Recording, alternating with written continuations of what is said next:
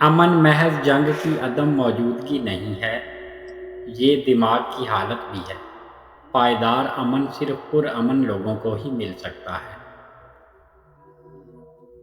اچھا شہری ہی قوم کی طاقت بناتا ہے۔ اچھی اخلاقی حالت میں رہنے کے لیے کم از کم اتنی تربیت کی ضرورت ہوتی ہے جتنی اچھی جسمانی حالت میں ہونے کے لیے۔ امن قوموں کا رشتہ نہیں ہے، یہ دماغ کی حالت ہے جو روح کے سکون سے پیدا ہوتی ہے۔ امن کے بغیر باقی تمام خواب غائب ہو جاتے ہیں اور راکھ ہو جاتے ہیں۔ ایک عظیم مقصد میں وفادار اور مؤثر کام، اگرچہ اسے فوری طور پر تسلیم نہیں کیا جا سکتا، بالآخر پھل دیتا ہے۔ ایک لمحہ ایسا آتا ہے جو تاریخ میں شاذ و نادر ہی آتا ہے، جب ہم پرانے سے نئے کی طرف قدم رکھتے ہیں، جب ایک زمانہ ختم ہوتا ہے اور جب کسی قوم کی روح جو طویل عرصے سے دبی ہوئی تھی بول پاتی ہے۔ ایک ملک اپنی اقلیتوں کے ساتھ سلوک کرنے کے طریقے سے جانا جاتا ہے۔ آپ اخلاقیات کے بغیر عدم تشدد کا انقلاب نہیں لا سکتے۔ آپ پورٹریٹ کے چہروں کو دیوار کی طرف موڑ کر تاریخ کا دھارا نہیں بدلتے۔ آپ کسی قوم کی حالت اس کی عورتوں کی حالت دیکھ کر بتا سکتے ہیں۔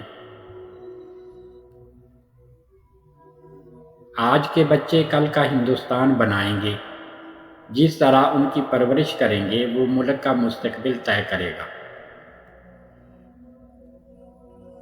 آزاد ہونا محض اپنی زنجیروں کو پھینکنا نہیں ہے، بلکہ اس طریقے سے زندگی گزارنا ہے جس سے دوسروں کی آزادی کا احترام اور اس میں اضافہ ہو۔ بحران ہمیشہ اچھے لیڈر پیدا نہیں کرتا، لیکن یہ ہمیشہ لیڈروں کو ظاہر کرتا ہے۔ بقائے باہمی کا واحد متبادل ضابطہ سازی ہے۔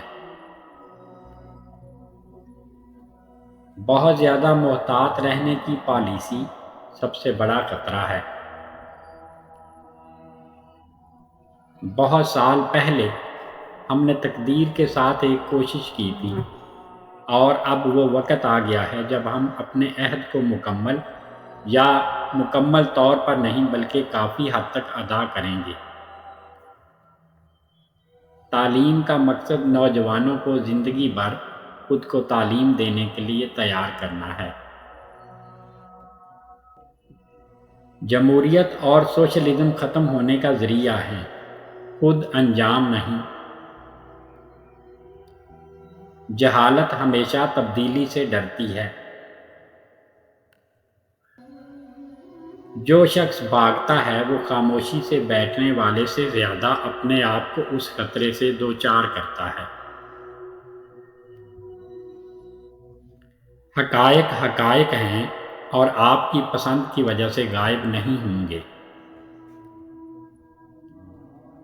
دنیا میں کامیاب ہونے کے لیے تخلیق کرنے کی خواہش، ترقی کی خواہش رکھنے کے لیے کسی کو متحرک ہونا چاہیے، کسی کو ترقی پسند ہونا چاہیے، تخلیقی ہونا چاہیے۔ زندگی تاش کے کھیل کی طرح ہے، جس ہاتھ سے آپ ڈیل کر رہے ہیں وہ عزم ہے، جس طرح سے آپ اسے کھیلتے ہیں وہ آزاد مرضی ہے۔ سرمایہ دارانہ معاشرے میں قوتیں اگر ان پر قابو نہ پایا جائے تو امیر کو امیر تر اور غریب کو غریب تر بنا دیتے ہیں۔ صرف سائنس ہی ہے جو بھوک اور غربت، ناخواندگی، توہم پرستی اور ضائع ہونے والے وسیع وسائل، بھوک سے مرنے والے لوگوں سے آباد ایک امیر ملک کے مسائل کو حل کر سکتی ہے۔ قوم پرستی بنیادی طور پر ایک سماج دشمن احساس ہے۔ کامیابی اکثر ان لوگوں کو ملتی ہے جو عمل کرنے کی ہمت کرتے ہیں۔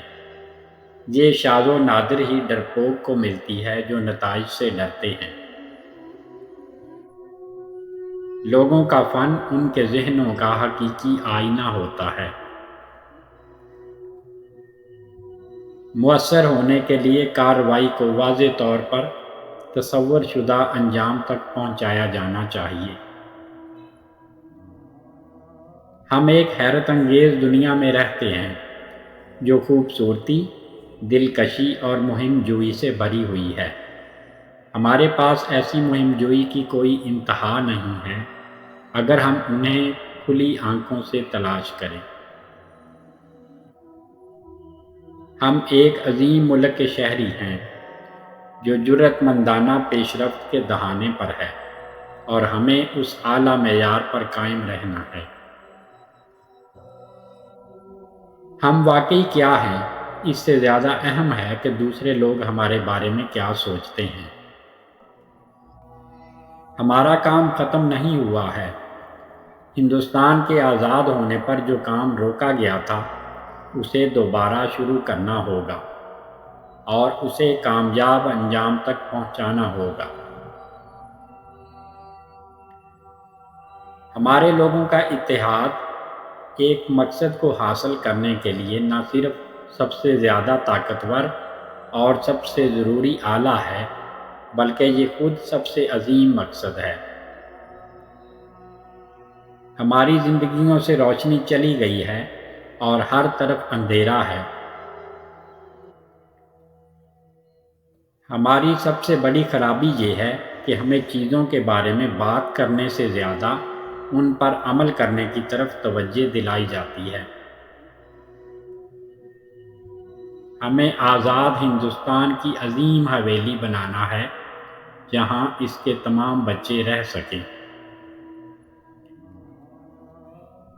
ہمیں کام کرنے کے طریقے کے بارے میں شکایات ہو سکتی ہیں، لیکن کسی کو خود ان چیزوں کے بارے میں کوئی شکایت نہیں ہو سکتی۔ ہندوستان ایک جغرافیائی اور اقتصادی ہستی ہے۔ تنوع کے درمیان ایک ثقافتی اتحاد ہے۔ مضبوط لیکن غیر مرئی داغوں سے جڑے ہوئے تضادات کا ایک مجموعہ ہے۔